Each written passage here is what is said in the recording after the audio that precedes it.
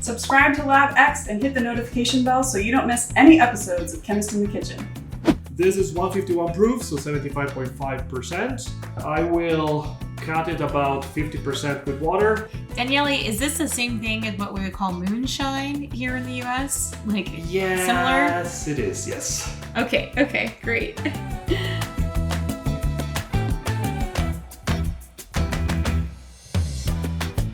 Welcome to a new episode of Chemists in the Kitchen. Today I'm here with my friends Kim and Cassandra. And today we're going to be making some fun botanical concoctions, including a spicy hot fire cider. We have some lessons in how to make grappa and even get into absinthe. And then I'll be sharing a lesson on how to make limoncello. My name is Daniele Ramella and I'm an associate professor of instruction at Temple University in Philadelphia.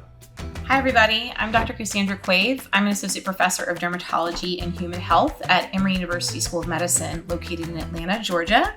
Hi everyone, I'm Jacoby Morris. I'm a program manager at the Air Force Office of Scientific Research. I specifically will be making two types of drinks, grappa, a traditional Italian recipe, and then I'll try something I've never tried in my life, which is making absinthe. Today I'll be making a fireside cider, which is an apple cider vinegar based tonic that many people use for cold and flu symptoms. I'm really excited to talk about the chemistry that's involved in this botanical. So I'm an ethnobotanist. I study how people use plants and medicine. In my chemistry lab at Emory, we create what are known as plant extracts. Now, I think everyone makes a plant extract every day without actually knowing it. If you are a drinker of coffee or of tea, you are making a plant extract. You're basically taking those chemical defenses that plants make to protect themselves and to communicate with other organisms in their environment. You're moving those molecules from those leaves or those grounds into our solvent. And in this case, a common solvent is water. But today I'm really excited to play around with some other solvents. We're going to be working with acetic acid and your stuff that you're doing, Chem, on making fire cider. And then Daniele, as you make absinthe, you're using an ethanol base for that. And so I have a bowl of lemons. Now, I did a little kitchen magic. I actually prepped these about 5 weeks ago. So I'm going to take our alcohol here, and I'm going to go ahead and add that. And I'm going to shake this. The secret to making limoncello is to avoid the white pith. So you have this lovely yellow skin while leaving the kind of very bitter white part on the lemon itself. You take those skins, you put them into just a large jar. This jar can hold up to 1.5 liters of Everclear is what I put in there.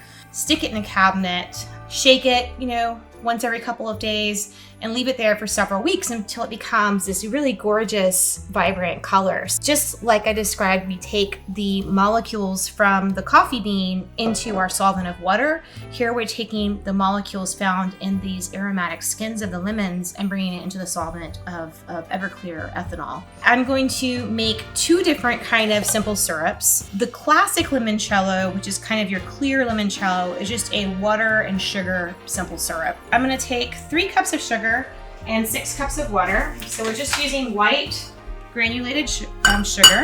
I'm getting, by the way, the milk and cream into the other batch because I'm making 2 batches here. This makes a very creamy limoncello, and I like to use whole whipping cream and then whole milk. This is not necessarily a health beverage. It's definitely a decadent dessert.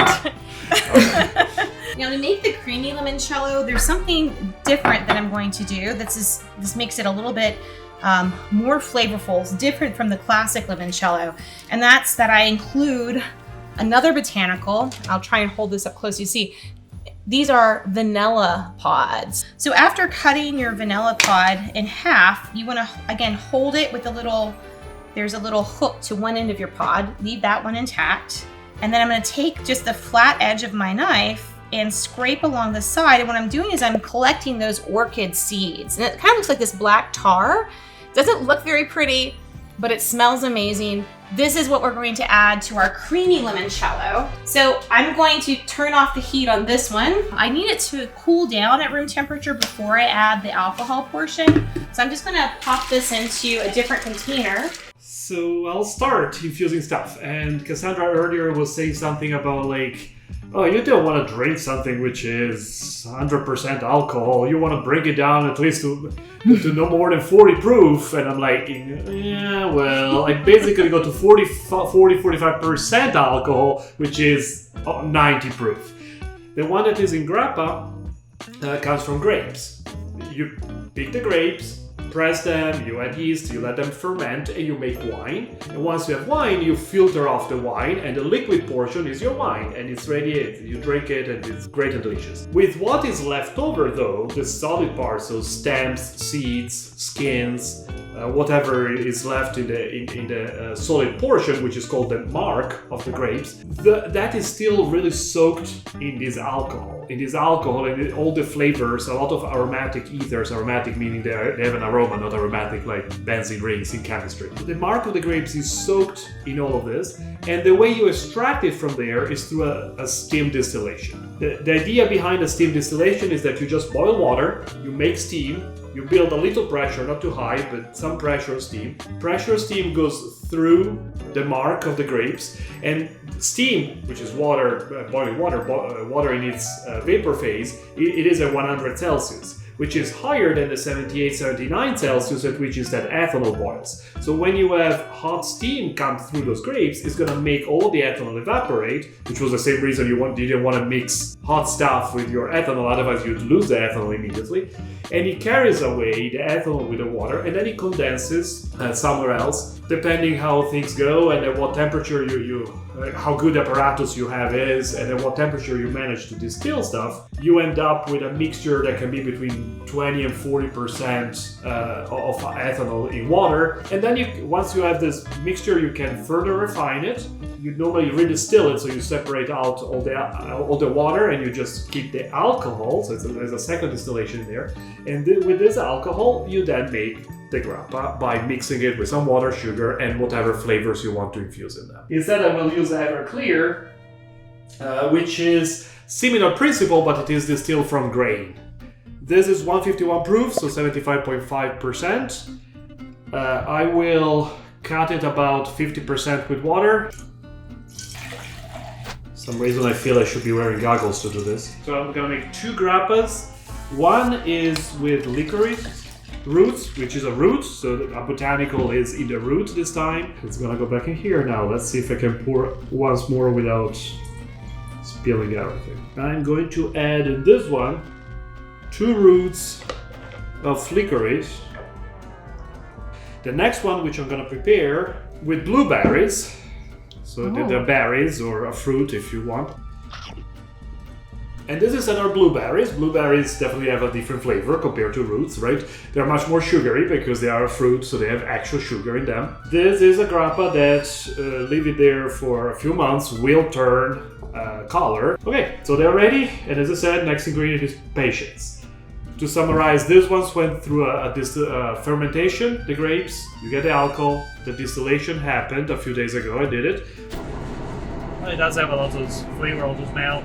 And with the alcohol from that fermentation, from that distillation, then you just cut it with water and sugar, and you add anything you want to add to it, really. That is the main difference. In grappa, you distill the alcohol first, and then you add your flavors, and they're all gonna sit in there and be done.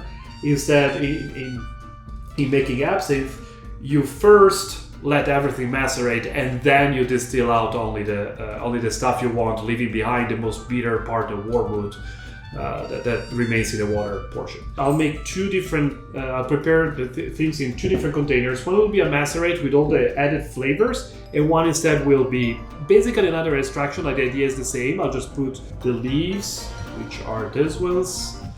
This is the Tonich. It's a plant from mountainous regions.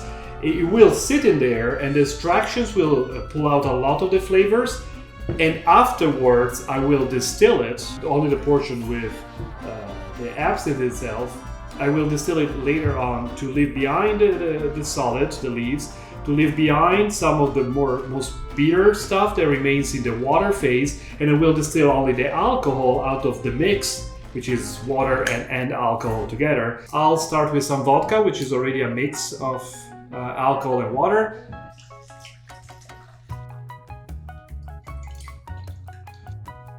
Wow, wow, is that liquid turning color already, Daniele? It looks like it's already starting to, extract some of those colors, some of those secondary metabolites from the plants. Oh yeah, you're right. Mm-hmm. There is some green coming out already, yeah. Fennel seeds. This is Angelica roots, this one I know. These are cloves, which I use often.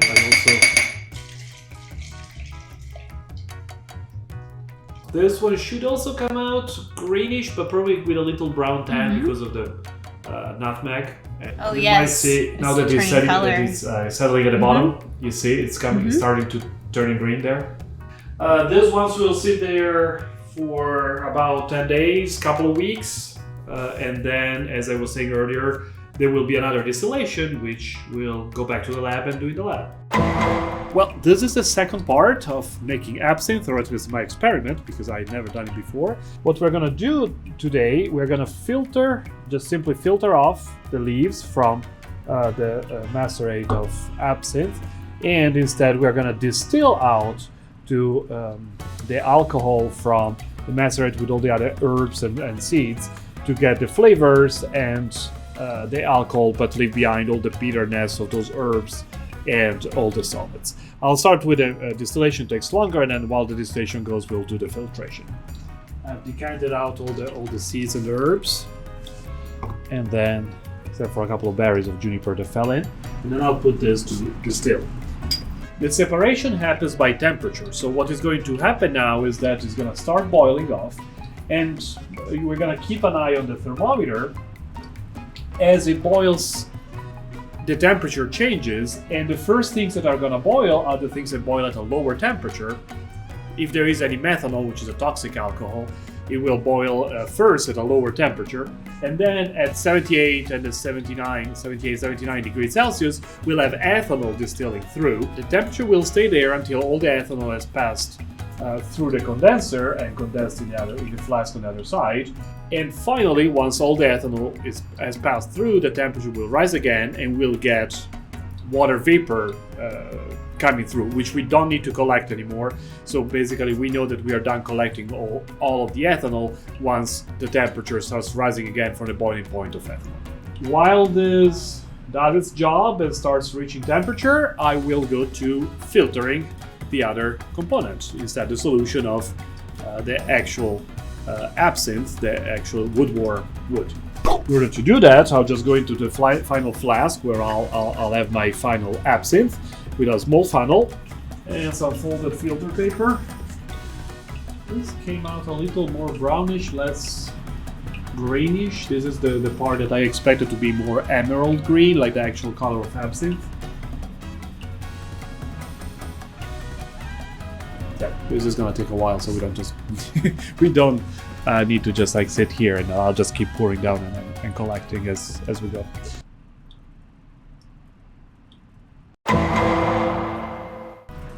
With a little shot of grappa. Cheers! I must be honest, I don't recall exactly what base alcohol I used. It definitely has a lot of aroma still in there. Oh, and do not ever drink or eat in a chemistry lab. Not safe. My recipe has a lot more ingredients, and I think we'll get to touch on themes from each of your infusions from earlier. So I'm gonna start by cutting up an onion into quarters, 5 grams of sea salt, do that first. And then I'm gonna add about 150 grams of onion. My recipe also calls for lemon. I don't think in mine it's really about flavor, but more about like maintaining acidity. Yeah, no, that sounds right. I mean, lemons do have some antimicrobial compounds in their rinds as well. So it's kind of cool that you're looks like you're just quartering those and putting them in. Yeah, my recipe calls for jalapeno, but I didn't have any jalapenos. So I'm gonna take some dried peppers and just rehydrate them over time in the mixture with acetic acid. So I'm using apple cider vinegar as my base. This is sounding spicy. The more things you add, yeah. Garlic also chopped up.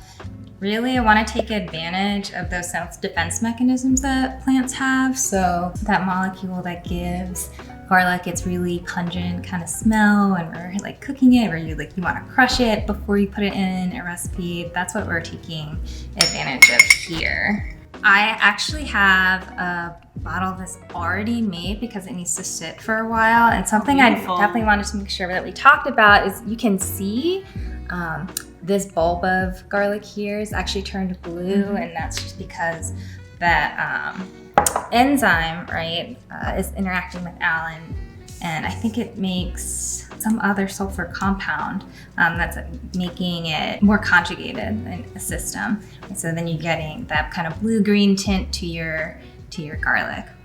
So Kim, just to recap, you have salt, lemons, onion, garlic, peppers.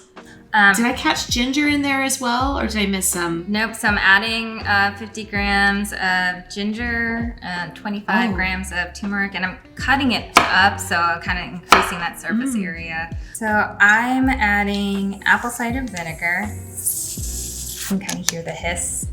It sits for a day at room temperature, and then it goes to live in the back of my refrigerator for about a month. This is kind of what it looks like. Sort of cloudy, got all the stuff in there. Fast forward a month, and this is what it looks like. So the color's slightly different. You can still kind of see the junk has settled to the bottom. Do you filter it or? I will filter it before I try and drink this thing at least. So I'm taking 2 tablespoons of what I incubated for a month, and then 1 heaping tablespoon of honey. So hopefully I can keep this down. I'm standing right next to my sink just in case. I'm curious about how spicy it will be compared to the fresh jalapenos. Well, you have horseradish in there. That will be quite, I think, pungent as well. Yeah, I'm scared, guys.